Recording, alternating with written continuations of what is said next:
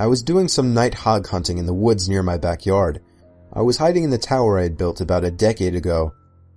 In case anyone's wondering, I of course had a night vision scope attachment.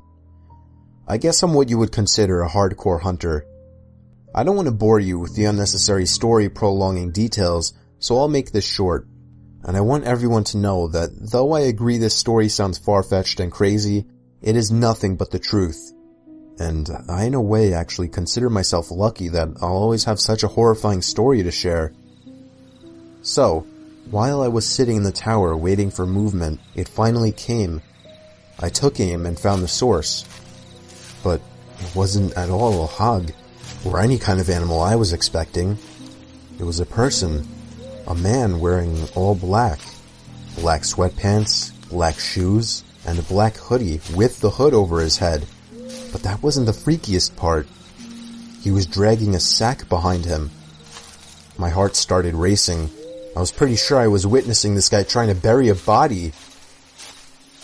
I continued to watch him, but then he slowed down, and I swear to God, it looked as if he turned his head up to me.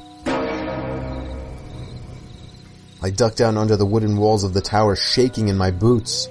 Yes, I had a gun, but just the idea of using it against a person is horrifying.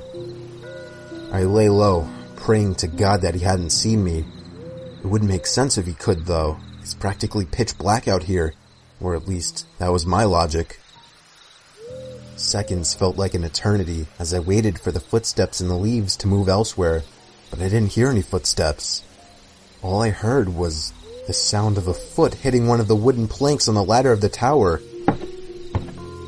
I felt the entire tower vibrate and shake as there were 2 more steps moving up the ladder. At this point, I was asking myself deep down, am I going to be able to shoot someone?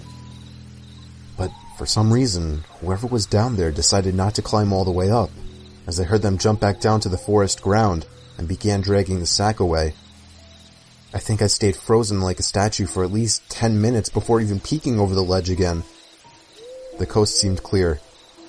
I had to get home and warn the police immediately. I hopped over the ledge and descended down the ladder. I turned on my pocket flashlight, which in hindsight was a stupid move considering the situation, and ran back in the direction of my house. I was only able to run for about 10 seconds or so when I heard the rapid, manic footsteps crunching the leaves from behind me. I took a look over my shoulder, and there he was, inches away from my face. I spun around and shot him in the shoulder. He stopped and screamed in agony, and I took that moment to finish my dash to my house. Again, in hindsight, I should have held him hostage somehow, but that doesn't even matter now. I called the police, who showed up within 15 minutes with a whole search squad, and I led them all into the woods to the exact location where I shot him. There was a faint yet noticeable blood trail spilled onto the leaves which led past the body bag, which the cops seized, and eventually right to the maniac, who was hiding under a log next to a tree. He was arrested and tried for the murder of Jin-Quen Sakanaki, a Japanese corner store owner. I don't know the full story behind it, but I do know I won't forget this one for the rest of my life, and I'll also be telling it for the rest of my life.